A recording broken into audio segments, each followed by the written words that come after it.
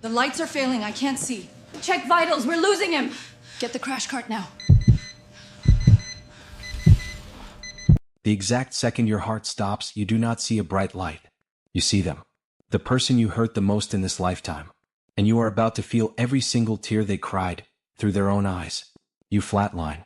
The shouting of the doctors, the rhythmic panic of the heart monitor, the suffocating pressure in your chest. It all fades into a distant, muted echo. Then, absolute silence. Science will tell you that what happens next is just a chemical dump. A massive release of DMT from a dying brain, designed to comfort you as the lights go out. A final hallucination. But millions of near-death survivors who have crossed that line and come back know the terrifying truth. It is not a hallucination. And it is definitely not comfortable. What happens in the first 60 seconds after your heart stops is not what most religions have taught you. You do not wake up in front of a golden throne. There is no bearded judge flipping through a ledger of your sins. There are no gates and there is no checklist of your morality. What actually happens is an accounting. In the medical community, they call it the life review. But in the oldest spiritual texts on the planet, it is known as the Karmic Mirror. The second your consciousness separates from your physical body, you are pulled into a 360-degree holographic playback of your entire existence. Every single day. Every word you ever spoke in anger. Every secret thought you thought nobody heard. But here is the detail that shatters everything you think you know about karma. You do not watch this movie from your own eyes. You watch it through the eyes of everyone you ever touched. In this video, we are not talking about theory. We are going to examine 3 real documented cases of souls who crossed over, experienced the life review, and were forced back into their bodies. Through their raw accounts, you are going to find out exactly what happens when you are forced to face the people you broke. You will discover why the pain you thought was a curse was actually a contract. There is a face in your mind right now. Someone you hurt or someone who destroyed you. Do not look away. Because by the end of this video, you will know exactly what is waiting for both of you in the mirror. To survive the truth of the life review, you have to unlearn the biggest lie you were taught on earth. The lie of separation. Right now, in your physical body, you are safe behind your own eyes. You believe you are in here, and the rest of the world is out there. If you lie to someone, you see them cry, but you don't feel the tears. You get to walk away, go to sleep, and move on. The subtle realm does not allow this. Karma is not a cosmic point system where bad deeds get you sent to hell. Karma is an absolute, unavoidable mechanism of equilibrium. It forces balance. When your life review begins, your ego is stripped away. The voice in your head that makes excuses for your bad behavior? Gone. The part of you that says they deserved it, or I had no choice? It dissolves completely. You are left as naked, pure consciousness. And the playback starts. You will relive the moment you screamed at your mother when you were a teenager. But you won't be the angry teenager. You will be inside her body. You will feel the exact, sickening physical drop in her stomach. You will feel her specific exhaustion, the stinging in her eyes, and her desperate, breaking love for you. You will feel it as if it is happening to you. You will relive the day you gave a depressed stranger a genuine compliment. But you will feel the sudden, warm rush of dopamine in their chest. You will experience how your 5 seconds of kindness actually stopped them from giving up that night. Every ounce of pain you caused, every ounce of joy you gave, you will consume it. Not as a spectator, as the victim, and as the receiver. It is a brutal self-judgment. You cannot look away. You cannot argue with the footage. But what happens when the karma isn't just a passing insult? What happens when you betray a deep, contracted soulmate? What happens when you destroy the person you were actually sent to protect? Let's look at the medical file of a man we will call Arthur. Arthur was 58 when his chest suddenly tightened in the middle of a business dinner. A massive myocardial infarction. He hit the floor, and for over 12 minutes he was clinically dead. No pulse. No brain activity. When paramedics finally shocked his heart back into a rhythm, Arthur didn't wake up grateful. He woke up screaming. In his interviews with NDE researchers, Arthur described a life review that completely destroyed his reality. By human standards, Arthur was successful. But 15 years before his heart attack, he had packed a bag while his wife was at work, left a note on the kitchen counter, and abandoned her and their 6-year-old son for another woman. For 15 years, Arthur's ego protected him. He told himself he deserved to be happy. He told himself kids are resilient. He convinced himself his ex-wife would get over it. When the life review reached that specific Tuesday, Arthur was plunged into a dimension of agony that human words cannot capture. He didn't just watch his wife read the note. He became her. He felt the cold kitchen tile under her knees when her legs gave out. He felt the literal physical sensation of her heart breaking, a heavy, tearing pain in the center of her chest. He experienced the terrifying dark of her sleepless nights, staring at the ceiling, feeling completely worthless and discarded. But the mirror didn't stop there. Arthur was violently pulled into the consciousness of his 6-year-old son. He felt the child's raw, agonizing confusion. He felt the boy sitting by the window for 3 hours, waiting for a car that was never going to pull into the driveway. Arthur felt 15 years of their cumulative, grinding grief, compressed into what felt like a single, eternal second. He told the researchers, while sobbing in his hospital bed, "There was no demon torturing me. I was torturing myself. The pain I caused them didn't just disappear into the past. It was waiting for me. I realized that harming them was literally harming myself. I just didn't feel the wound until my soul left my body." But Arthur's terror wasn't over. Because the life review doesn't just show you the direct hit. It shows you the blast radius. Arthur had to experience what researchers call the karmic ripple. Because his wife was so completely shattered by his sudden abandonment, her personality changed. She became defensive, bitter, and emotionally unavailable to their son. Arthur had to feel the pain his son experienced from a mother who was too depressed to hold him. Because his son grew up with a deep, unhealed father wound, the boy developed severe anger issues. As a teenager, the boy bullied other kids to feel a sense of control. Arthur had to enter the consciousness of those bullied children. He had to feel the terror of a 12-year-old boy being shoved into a locker, a terror that only existed because Arthur left a note on a counter a decade earlier. The thread extended outward, and Arthur had to drown in every single ripple of his original selfish choice. Every broken relationship his son later had.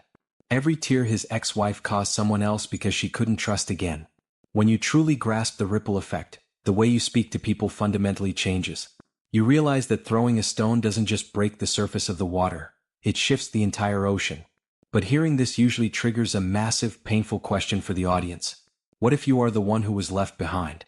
What if you are the one who was abused, manipulated, and broken by a toxic partner or a narcissistic parent?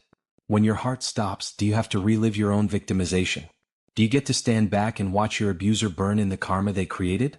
Because what looks like tragedy on earth looks entirely different from the other side of the veil.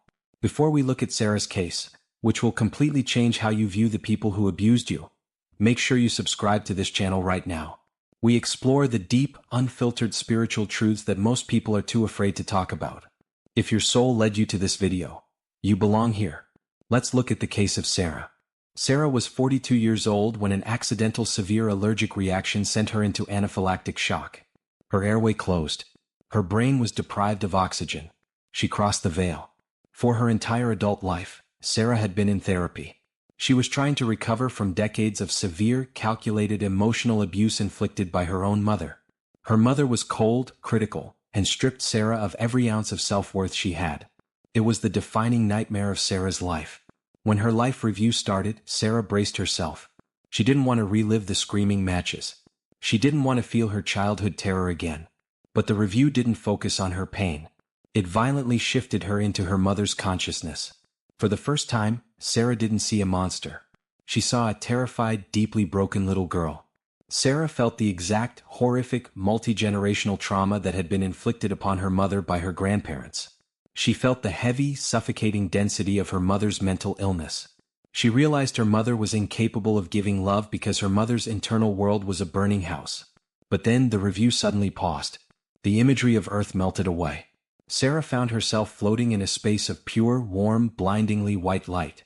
And standing across from her was not the broken human ego of her mother. It was her mother's higher self. A massive, radiant, deeply loving soul. And in that blinding light, the amnesia of birth was lifted. Sarah suddenly remembered something she had agreed to before she was even born. She remembered the soul contract. Before coming to Earth, Sarah's soul had wanted to master the ultimate spiritual lesson: radical self-reliance and unbreakable self-love. But you cannot learn to build a fire if you are never put in the cold. Her mother's soul, out of an immense, profound spiritual devotion to Sarah, had volunteered for the hardest job in the universe. Her mother's soul had said, "I will go down there with you. I will forget my light. I will wear the mask of the abuser. I will break your heart 1,000 times, until you have no choice but to stand up and find your own strength. I will take on the heavy karma of being the villain just so you can evolve." In the life review, Sarah realized her greatest abuser was actually her most devoted spiritual teacher. This concept terrifies people. The human ego rejects it. The idea that the person who caused you the most catastrophic, agonizing pain might actually be a soulmate playing a contracted role is infuriating. Your human mind wants a villain. It wants a victim. But in the life review, the victim mentality cannot survive. You see with absolute clarity that the souls who hurt you the most were providing the exact specific friction your soul requested to evolve. When Sarah realized what her mother's soul had sacrificed to play that dark role, all of her human rage evaporated. It was replaced by a crushing wave of gratitude and sorrow. She understood the assignment. Once the panoramic playback of your life finishes, the soul does not just drift into the void. You are met by what near-death experiencers universally describe as the council, or the elders. These are not judges in robes. They are highly evolved, deeply loving energetic guides. You sit with them and you review the footage together. Not to punish you but to analyze the data. They ask the only questions that matter. Did you learn the lesson? Did you break the generational curse? When they broke your heart, did you keep it open or did you build a fortress of bitterness around it? If you failed the test, if you died holding on to toxic anger, if you refused to forgive, or if you ran away from the karmic work, the council does not send you to hell. They do something much more exhausting. They help you design the next lifetime.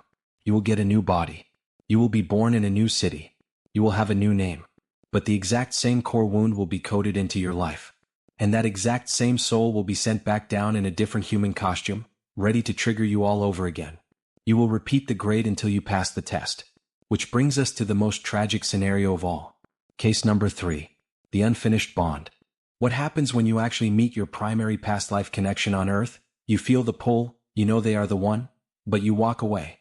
Julian was 34 when a drunk driver crossed the center line and hit his car head-on. His body was crushed. He crossed over instantly. During Julian's life review, the council showed him a chapter of his life that brought him to his spiritual knees. 5 years earlier, Julian had met a woman. The recognition was instantaneous. The chemistry defied logic. It was a profound, ancient karmic connection. But the intensity of it terrified Julian's human ego. He was afraid of losing control. He was terrified of the deep shadow work she triggered in him. So he ran. He ghosted her. He married someone entirely different. Someone safe. Someone who didn't challenge his soul. In the life review, Julian didn't just feel the devastating, isolating heartbreak he caused the woman he left behind. The council showed him the alternate timeline. They pulled back the curtain on what was actually supposed to happen. Julian saw the immense, planetary-level healing the two of them were contracted to accomplish together. He saw that their union was supposed to break chains of trauma in both of their family lineages. He saw the children they were supposed to have. By running away out of human fear, Julian had stunted both of their souls' evolution for an entire incarnation. He had broken the contract. He felt the crushing weight of a wasted lifetime. The elders didn't yell at him.